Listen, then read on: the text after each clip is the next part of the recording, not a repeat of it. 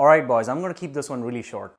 Most men have two goals when hitting the gym. Bigger chest and bigger biceps, and maybe some attention from the ladies. These two traits are a physical representation of how masculinity is perceived in the society. And it's true. Think about it, when you're dressed in a t-shirt or a tank top, your arms are exposed, and people can just seem to ignore your physique once you get bigger arms. But the road there is certainly not easy, and most beginners make a bunch of mistakes that kill their gains. But you're in luck today, as I will give you just 4 exercises that will blow up your biceps within a few weeks.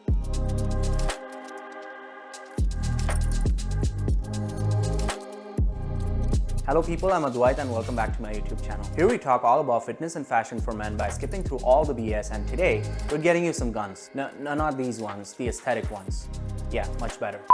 Anyone who's been trying to build bigger biceps knows that it's actually easier than building your triceps, which make up the largest part of your arms. So make sure to check out this video if you want well-toned, bigger triceps. But that being said, biceps add an additional dimension to the front side of your arms and are crucial to perform any kind of pulling motion. So let's jump right in. Exercise number 1, we have chin-ups. If you know me and you've watched my previous videos, you know how much I love pull-ups, as it's the best exercise out there in my opinion to train almost all the muscles in your upper body. This variation, however, targets specifically your biceps and forearms, and it's much easier than the pronated grip pull-ups. You start off with a supinated grip and hang down from the pull-up bar. You pull back your shoulder blades and engage your traps. Then slowly pull up your body while keeping a straight back till your chin is right next to the bar. Hold this position for a couple seconds before you let go to get maximum contraction in your biceps. Remember, always go for quality over quantity. Don't just try to get in 15 repetitions with a bad form. Now, I don't want you to pick up any bad habits with this exercise, so try getting in just 5 to 8 repetitions with a good form, especially when you're a beginner. You can go ahead and use the assist if it's too hard for you to pull your own body weight, but still try to get in at least 1 or 2 pull-ups even on your first couple days without the assist. You'll be surprised to see your repetitions go up over the next couple weeks if you maintain a good form. This indicates that you're getting stronger. You can do this on a back or arms day, whatever works for you. Exercise number 2 is preacher curls with an easy bar. I'm someone who absolutely hates barbells, but I can let this one slide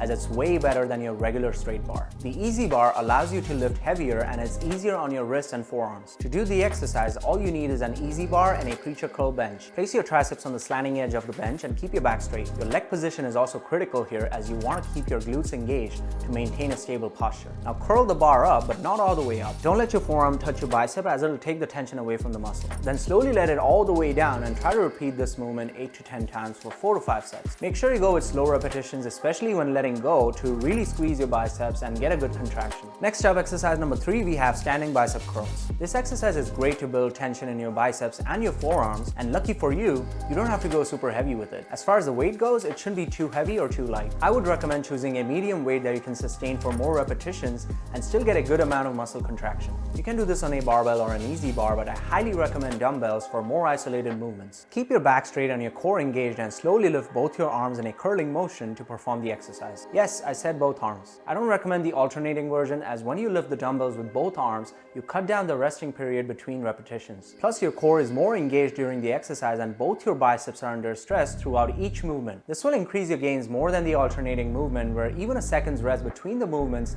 takes away the stress from your biceps. And lastly, exercise number 4 is seated bicep curls. Now, it's the same logic as the standing version, but this time you're sitting on a bench. Sit on a bench inclined at 80 or 90 degrees with your back against the bench and your legs in front of you. I don't know why I was so specific while explaining that. Just sit on it like you'd sit in a damn chair.